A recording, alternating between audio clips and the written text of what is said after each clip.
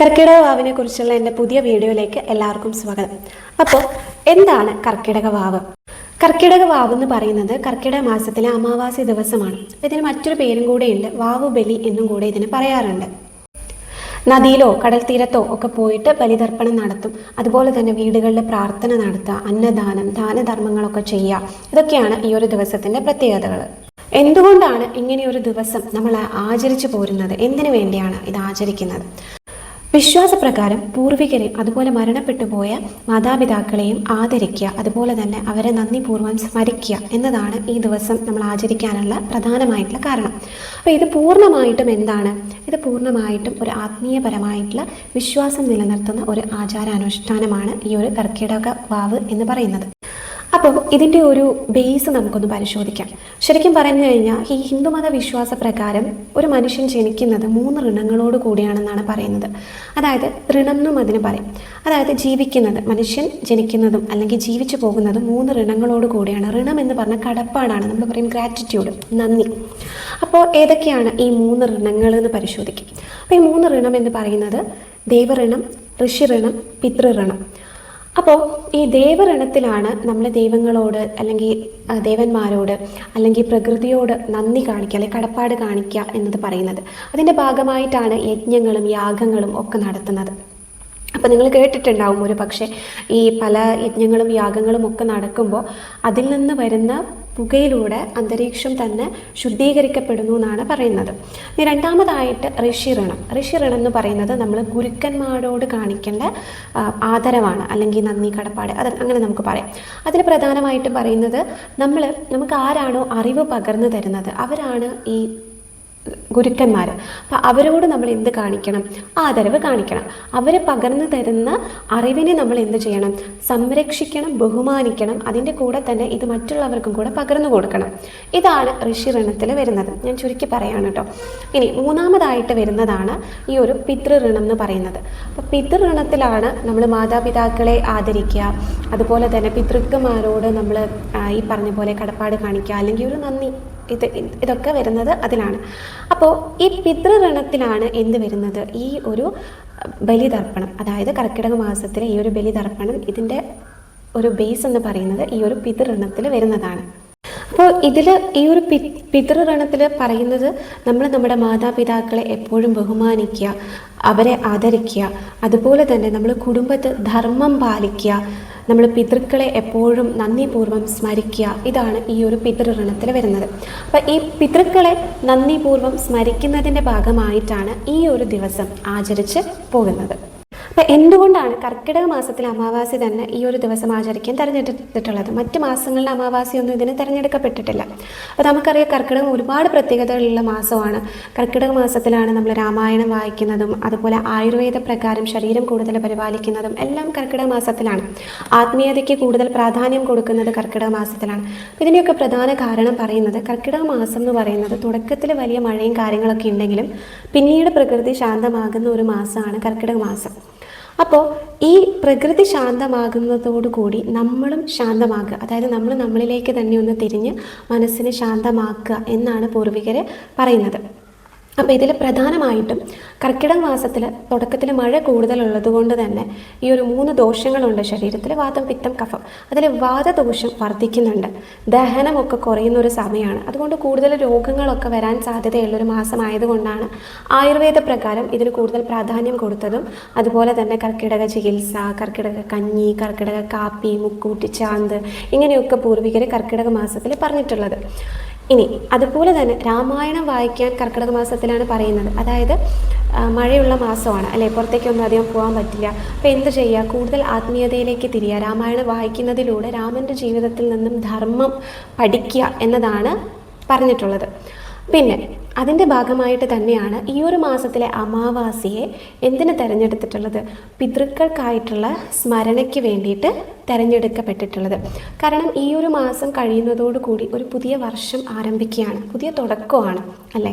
അപ്പോൾ ഈ മാസത്തിൻ്റെ അവസാനത്തോടു കൂടി തന്നെ നമ്മൾ എന്ത് ചെയ്യുക? നമ്മളൊരു ചിട്ടയായിട്ടുള്ളൊരു ജീവിതത്തിലേക്ക് നമ്മൾ എന്ത് ചെയ്യുക? നമ്മൾ തുടക്കം കുറിക്കാൻ പോവുകയാണ്. അപ്പോൾ അതിൻ്റെ ഭാഗമായിട്ട് ശരീരം നന്നായിട്ട് ശ്രദ്ധിക്കുക, ആരോഗ്യം നന്നായിട്ട് ശ്രദ്ധിക്കുക, ആത്മീയ കാര്യങ്ങളിൽ ശ്രദ്ധ പുലർത്തുക, രാമായണം പോലുള്ള ഗ്രന്ഥങ്ങൾ വായിച്ചുകൊണ്ട് ധർമ്മം എന്താണെന്ന് പഠിക്കുക, അതുപോലെ പിതൃക്കൾക്കായിട്ടുള്ള നന്ദിയും സ്മരണയൊക്കെ കൊടുത്തുകൊണ്ട് ഒരു പുതിയ വർഷത്തിലേക്ക് തുടക്കം കുറിക്കുക എന്നുള്ളതാണ് പൂർവികർ ഉദ്ദേശിച്ചിട്ടുള്ളത്. ഈ ബലി എന്ന വാക്കിൻ്റെ ഒരു അർത്ഥം, ബലി എന്ന വാക്കിനർത്ഥം ഭക്ഷണം എന്ന് മാത്രമല്ല, അതിൻ്റെ ഒരു അർത്ഥം എന്ന് പറയുന്നത് അത് സ്മരണയാവാം, അല്ലെങ്കിൽ നന്ദിയാവാം, പ്രാർത്ഥനയാവാം. അതിൻ്റെ ഭാഗമായിട്ടാണ് ഈ ദർഭ, അതുപോലെ തന്നെ തിലം, അതുപോലെ ജലം, ഇതൊക്കെ ഇതിൻ്റെ പ്രതീകമായിട്ട് കണക്കാക്കുന്നതാണ്. ബലി ചെയ്യാൻ പറ്റാത്തവർക്ക് എന്തൊക്കെ ചെയ്യാം, അല്ലെങ്കിൽ ബലി ചെയ്യാൻ പറ്റാത്തവർ എന്തൊക്കെ മറ്റ് ഓപ്ഷൻസ് എന്തൊക്കെയാണെന്നുള്ളത്. ബലി ചെയ്യാൻ പറ്റാത്തവർക്ക് എന്തൊക്കെ ചെയ്യാം? വീട്ടിലൊരു തിരി കൊളുത്തിയിട്ട് നന്നായിട്ട് പ്രാർത്ഥിക്കാം പൂർവികർക്ക് വേണ്ടിയിട്ടൊക്കെ. അതുകൂടാതെ എന്ത് ചെയ്യാൻ പറ്റും? അന്നദാനം നടത്താൻ പറ്റും. അതുകൂടാതെ അർഹതപ്പെട്ടവർക്ക് ദാനധർമ്മങ്ങൾ ചെയ്യാം. ഇനി അതും അല്ലെങ്കിൽ നിങ്ങൾക്ക് ഇതൊന്നും ചെയ്യാൻ പറ്റുന്നില്ലെങ്കിൽ നിങ്ങളുടെ വീട്ടിൽ വരുന്ന ജീവികൾക്ക്, കാക്കയോ ഏത് ജീവിയോ ആയിക്കോട്ടെ, ആ ജീവികൾക്ക് ഭക്ഷണം കൊടുക്കാം നിങ്ങൾക്ക്. അന്നത്തെ ദിവസം നല്ല കാര്യങ്ങളൊക്കെ ചെയ്യുക എന്നുള്ളതാണ്. അപ്പോൾ ഈ ദാനധർമ്മം എന്ന് പറയുമ്പോൾ എപ്പോഴും ആലോചിക്കേണ്ട കാര്യം, അത് കൊടുത്തു കഴിഞ്ഞാൽ അത് അവിടെ കൊണ്ട് തീർന്നു. പിന്നെ ഒന്നും ചെയ്യാൻ പാടില്ല. ഒരു കാരണവശാലും ഇത് മറ്റുള്ള ആൾക്കാരെ വിളിച്ച് പറയുക, ഞാൻ അവർക്ക് അങ്ങനെ കൊടുത്തു ഇങ്ങനെ കൊടുത്തു, അല്ലെങ്കിൽ നാളെ അവരിൽ നിന്നും ആ നന്ദിയും കടപ്പാടും കിട്ടണമെന്നും ഓർക്കാതിരിക്കുക. അത് കൊടുത്തു കഴിഞ്ഞാൽ അത് അവിടെ കഴിഞ്ഞു. അപ്പോൾ ഞാൻ അന്ന് അങ്ങനെയൊക്കെ ചെയ്തിട്ടും എന്നോടൊരു നന്ദി ഇല്ലല്ലോ, എന്നോടൊരു ബഹുമാനം ഇല്ലല്ലോ, ഇത് പാടില്ല. കൊടുക്കുക, അതവിടെ തീർന്നു. അപ്പോൾ ബലി ചെയ്യാൻ പറ്റാത്തവർക്ക് ഈ കാര്യങ്ങളൊക്കെ ചെയ്യാം. അന്നദാനം ചെയ്യാം, ദാനധർമ്മങ്ങൾ ചെയ്യാം. ഇനി ഇതൊന്നും പറ്റുന്നില്ലെങ്കിൽ വീട്ടിലൊരു തിരി തെളിയിച്ച് പ്രാർത്ഥിക്കുക. അതും അല്ലെങ്കിൽ വീട്ടിൽ വരുന്ന ജീവജാലങ്ങൾക്ക് ഭക്ഷണം കൊടുക്കുക എന്നുള്ളതാണ്. ഇനി ഇതിൻ്റെ ഒരു ശാസ്ത്രീയമായിട്ടുള്ള വശം നമുക്കൊന്ന് പരിശോധിക്കാം. ഈ പൂർവികർക്ക് നമ്മൾ ബലി അർപ്പിക്കുമ്പോൾ അതവർക്ക് ലഭിക്കുന്നു എന്നതിന് ശാസ്ത്രീയമായിട്ട് യാതൊരുവിധ തെളിവുകളും ഇല്ല, നമുക്കറിയാലോ. അപ്പോൾ ശരിക്കും പറഞ്ഞു കഴിഞ്ഞാൽ പൂർവികർക്ക് ഇങ്ങനെ സ്മരിക്കുക, അല്ലെങ്കിൽ നന്ദിപൂർവ്വം അവരെ ആദരിക്കുക, ഇങ്ങനെയുള്ള ആചാരങ്ങളിലൂടെ സത്യം പറയുകയാണെങ്കിൽ മനസ്സിന് വലിയ ആശ്വാസം, അതുപോലെ തന്നെ കുടുംബത്തിൽ നല്ല പോലുള്ള സമാധാനം ലഭിക്കും. കാരണം നമ്മുടെ മനസ്സ് ശാന്തമാകുമ്പോൾ ഓട്ടോമാറ്റിക്കലി എന്ത് സംഭവിക്കും? അത് ഫാമിലിയിൽ റിഫ്ലക്റ്റ് ചെയ്യും. അത് ആ കുടുംബത്തിൽ നമുക്ക് കാണാനുണ്ടാകും. നമുക്ക് ചുറ്റുമുള്ള ആൾക്കാരിലും അതെന്ത് നൽകും? സമാധാനം, സന്തോഷമൊക്കെ നൽകും, അല്ലേ? അപ്പോൾ ഇത്തരത്തിലുള്ള മാറ്റങ്ങൾ ഉണ്ടാക്കാൻ പറ്റുന്ന എന്ത് കണ്ടുപിടിച്ചിട്ടുണ്ട്? പല സാമൂഹ്യ മനഃശാസ്ത്ര പഠനങ്ങളും തെളിയിക്കപ്പെട്ടിട്ടുള്ളതാണ് ഇത്തരത്തിലുള്ള ആചാരം ഇങ്ങനെയുള്ള പോസിറ്റീവായിട്ടുള്ള കാര്യങ്ങൾ കൊണ്ടുതരുന്നുള്ളത്. കാരണം പലപ്പോഴും മാതാപിതാക്കൾക്കൊക്കെ ഇത്തരത്തിലുള്ള കർമ്മങ്ങൾ ചെയ്ത് കഴിയുമ്പോൾ മനസ്സിന് വളരെ വേണ്ടപ്പെട്ടവർ മരണപ്പെട്ട് അതിനുശേഷം അനുഭവിക്കുന്ന ദുഃഖങ്ങളിൽ നിന്ന് പലപ്പോഴും ഇത്തരത്തിലുള്ള കർമ്മങ്ങൾ ചെയ്യുന്നതിലൂടെ ഭയങ്കരമായിട്ടുള്ളൊരു ആശ്വാസം ആളുകൾക്ക് ലഭിക്കുന്നുണ്ട്. അപ്പോൾ ആ വ്യക്തിക്ക് ഉണ്ടാകുന്ന മാറ്റം ആ വ്യക്തിയുടെ കൂടെയുള്ള ആളുകളിലും എന്ത് ചെയ്യും? റിഫ്ലക്റ്റ് ചെയ്യും. ഇത്തരത്തിലുള്ള മാറ്റം ഉണ്ടാകും.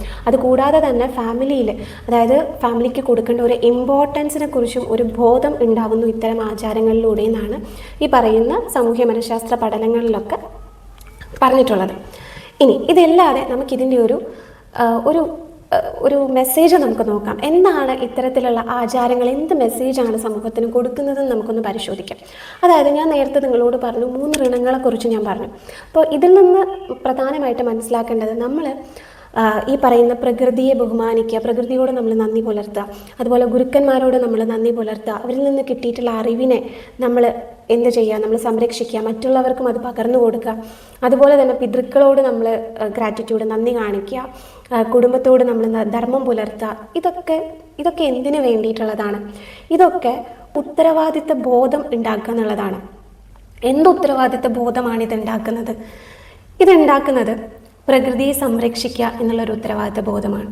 അത് നമ്മുടെ മാത്രമല്ല എന്നൊരു ഉത്തരവാദിത്ത ബോധമാണ്. അതുകൂടാതെ ഈ ഗുരുക്കന്മാർ പറഞ്ഞു തരുന്ന അറിവ്, പലരും അവരവർക്ക് കിട്ടിയിട്ടുള്ള അറിവിൽ ഭയങ്കരമായിട്ട് അഹങ്കരിക്കുന്ന ആൾക്കാരാണ്. അപ്പോൾ ഈ അറിവൊന്നും എന്തല്ല, നമ്മുടെ സ്വന്തമല്ല, നമുക്ക് മറ്റുള്ള ഗുരുക്കന്മാർ നമുക്ക് തന്നിട്ടുള്ളതാണ് ഈ അറിവ്. അപ്പോൾ ഈ അറിവിനെ ബഹുമാനിക്കുക. അറിവിനെ ബഹുമാനിക്കുമ്പോൾ എന്ത് വരില്ല? അഹങ്കാരം വരില്ല. അപ്പോൾ ഈ അറിവിനെ ബഹുമാനിക്കുമ്പോൾ നമ്മൾ ഓട്ടോമാറ്റിക്കലി അതിനെ സംരക്ഷിക്കും. എങ്ങനെയാണ് നമ്മളതിനെ സംരക്ഷിക്കുന്നത്? നമ്മളിൽ തന്നെ മൂടിക്കെട്ടി വെച്ച് കഴിഞ്ഞാൽ അതിനെ സംരക്ഷിക്കാൻ പറ്റുമോ? ഇല്ല. അർഹതപ്പെട്ടവർക്ക് അതെന്ത് ചെയ്യും? നമ്മളത് പകർന്നു കൊടുക്കണം. കാരണം നമുക്കും അതങ്ങനെയാണ് കിട്ടിയിട്ടുള്ളത്. ഒരിക്കലും അതിൽ അഹങ്കരിക്കാൻ പാടില്ല. ഇനി മൂന്നാമതായിട്ട് പിതൃക്കൾക്ക് വേണ്ടിയിട്ടുള്ള പിതൃഋണം. അതിൽ വരുന്നത് എന്താണ്? ഒരുപാട് കഷ്ടപ്പെട്ടിട്ടായിരിക്കും അച്ഛനമ്മമാരെ നമ്മളെ വളർത്തിയിട്ടുണ്ടാവുക. അപ്പോൾ അച്ഛനമ്മമാരെ ബഹുമാനിക്കുക. അതുപോലെ തന്നെ നമ്മൾ ഇന്ന് നമ്മുടെ മുറ്റത്തുനിന്ന് ഒരു വൃക്ഷത്തുനിന്ന് നമ്മൾ പറിച്ചെടുക്കുന്ന ഫലം ഒന്നും വേണ്ട, മുറ്റത്തുനിന്ന് ഒരു മാവിൻ ചോട്ടുനിന്ന് വീഴുന്ന മാങ്ങ പോലും എന്തായിരിക്കില്ല? നമ്മൾ നട്ട് വളർത്തിയതായിരിക്കില്ല, നമ്മുടെ മുത്തശ്ശന്മാരെ നട്ട് വളർത്തിയതായിരിക്കും, അല്ലെങ്കിൽ മുത്തശ്ശി നട്ട് വളർത്തിയതായിരിക്കും, അല്ലേ? പലപ്പോഴും നമുക്കറിയാം, പ്രായമായവർ എന്ത് ചെയ്യും? നട്ട് വളർത്തുന്നത് അവർക്കറിയാം അതിൻ്റെ ഫലം അവർ കഴിക്കില്ല. ആരേ കഴിക്കുള്ളൂ? അവരുടെ തലമുറയായിരിക്കും കഴിക്കുന്നത്. ചിന്തിക്കുന്നുണ്ടാവുക. ഇതെന്തിനു വേണ്ടിയിട്ടാണ്? നമ്മൾ ഉൾക്കൊള്ളേണ്ട ഒരു ബോധമാണ്.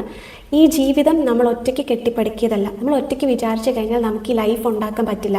ഇതിൽ ആരൊക്കെയുണ്ട്? ഈ പറയുന്ന പ്രകൃതി, മാതാപിതാക്കളുണ്ട്, പൂർവികരുണ്ട്, ഗുരുക്കന്മാരുണ്ട്. ഇവരെല്ലാവരും ചേർന്ന് നമുക്ക് നൽകിയിട്ടുള്ളതാണ് ഈ ഒരു ലൈഫ് അല്ലെങ്കിൽ ഈ ഒരു ജീവിതം എന്ന് പറയുന്നത്. അപ്പോൾ ഇതിന് നമ്മൾ ആരോടൊക്കെ നന്ദി പുലർത്തണം, ഗ്രാറ്റിറ്റ്യൂഡ് കാണിക്കണം, ഇവരോടൊക്കെ നമ്മൾ അതിൻ്റെ ഗ്രാറ്റിറ്റ്യൂഡ് കാണിക്കണം എന്നൊരു ഓർമ്മപ്പെടുത്തലാണ് ഇത്തരം ആചാരങ്ങളിലൂടെ നമുക്ക് ശരിക്കും ലഭിക്കേണ്ടത്.